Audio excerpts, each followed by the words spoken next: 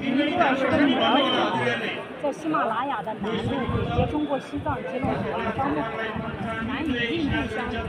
它国土面积约17万平方公里，总人口的话就3000多万。尼泊尔。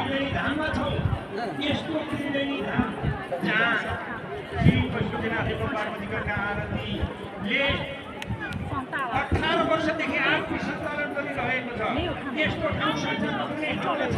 होइन त्यसैले यो ठाउँमा अहिले आउँदा आरतीको मन्त्र सर्व गरिरहँदा आरतीलाई दर्शन गरिरहँदा हामी प्रति मुक्ति पाउँछौँ।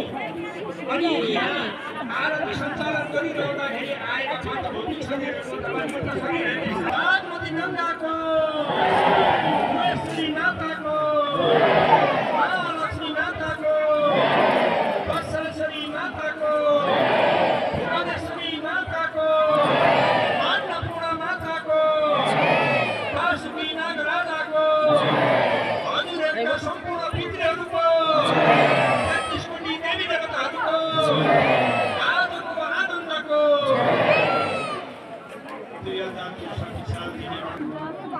आजका हाम्रा पूजनकर्ता भक्तजनहरू आरती स्थलमा आएर बसिसक्नु भएको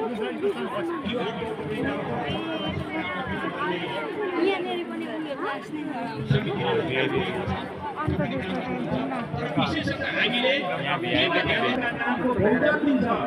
त्यो भोग लिएर यहाँ आएपछि हामीलाई हजुरहरूलाई समावेश गराउन अति सहज हुन्छ। कसैले भन्ला यही पनि व्यवस्था हुन्छ यहाँ पनि व्यवस्था, तर त्यो इमर्जेन्सी मात्रै हो। त्यसैले